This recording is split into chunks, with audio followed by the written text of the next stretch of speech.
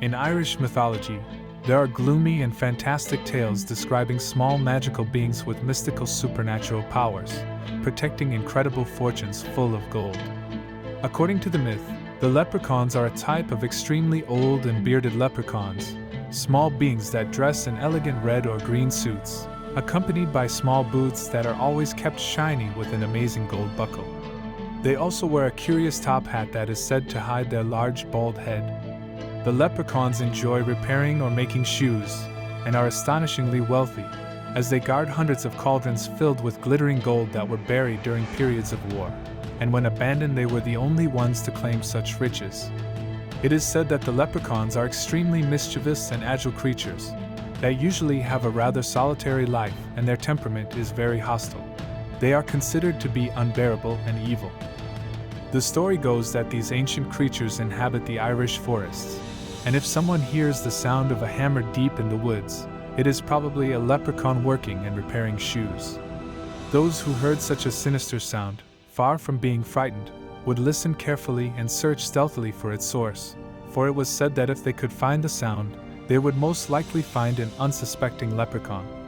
In the middle of the forest, when they saw the small wrinkled old man, those who found him would give him a cold deep look, and grab him with great strength so that he could not escape. It was then that the leprechaun was defeated and decided to be kind to his captors so that he would consider his freedom. As was customary, the interested captors would immediately ask for the riches and cauldrons of gold that the leprechauns were said to protect, and when the leprechauns heard these words, they would become extremely angry. There they would begin to use their escape tricks, which consisted of deceiving their naive captors, so as to quickly disappear from their sight, and not reveal the location of their riches.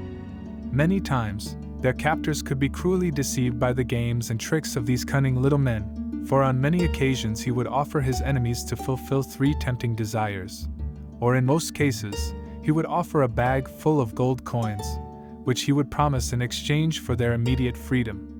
Thus, many accepted the offer of the wrinkled goblin, who upon being released disappeared in the blink of an eye, and in a few minutes, what at first were shiny gold coins became a pile of ashes.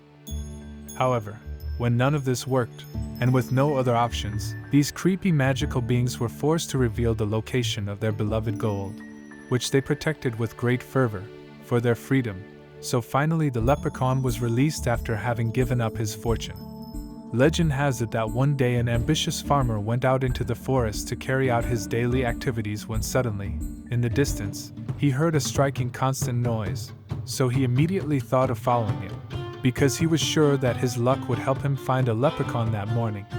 He followed the noise, and when he peeked through the bushes, he saw a small little man sitting under a plant, repairing some beautiful boots.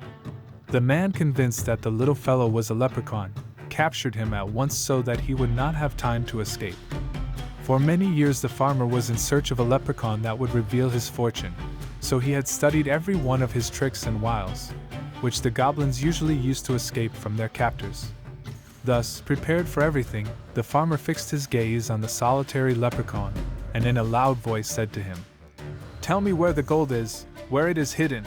Dazed and desperate, the little goblin said, "I will give you the gold in exchange for my freedom. I hid it under a nearby bush, but you must promise that as soon as I reveal the location of the treasure you will set me free." The farmer, in haste, nodded his head in acceptance of the helpless leprechaun's proposal, and so began to search for the bush in which he had buried the cauldron full of gold, with the goblin motionless in his fist.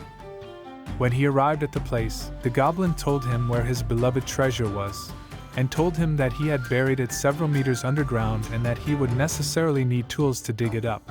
But as the farmer had absolutely nothing to dig the gold with, he began to think about how to get the treasure out at that moment. Without coming up with an answer, he thought the most sensible thing to do was to return to his farm to look for digging tools. But there was a drawback that had him very worried, because in that place there were thousands of bushes, so it was very easy to get confused and lose the treasure. So he took off his shoes and took one of his red socks, and tied it to the bush that held the gold. The leprechaun was still a prisoner, and in desperation, he begged the farmer to release him. But the farmer, anxious for the treasure, told him that he would first go in search of tools to get the treasure out. However, the goblin said to him, I have done my part. I have revealed to you the hiding place of my treasure. Now let me go free." The farmer, a little hesitant to set him free, told him that he had to promise not to untie the sock from the bush, and worse, to take the buried treasure with him. And happily, the little leprechaun accepted the deal, for he had better plans within himself to save his fortune. The wrinkled and ugly goblin accepted the deal and told him that as soon as he was released, he would disappear. The farmer confidently released the little magical being from his fist, and in a matter of seconds, he disappeared without a trace. Filled with happiness because he would soon be rich, the farmer went back to look for what he needed to dig up the leprechaun's gold, making sure that the sock was well tied to the bush. A couple of hours passed and the farmer returned to the place very happy. As he approached the thousands of bushes, he saw that the sock was much closer than he remembered. Intrigued, he decided to walk a couple more steps, and when he looked up, he saw a great surprise that the little man had left him. Absolutely, all the bushes without exception were tied with a red sock identical to the one the farmer had left, completely disorienting the man looking for the treasure. The farmer began to dig in several bushes that he believed could be the treasure. However, he was unsuccessful, and after a few hours of searching, full of sadness, he gave up and returned to his home. He had fallen for one of the leprechaun's deceptive tricks and lost his fortune.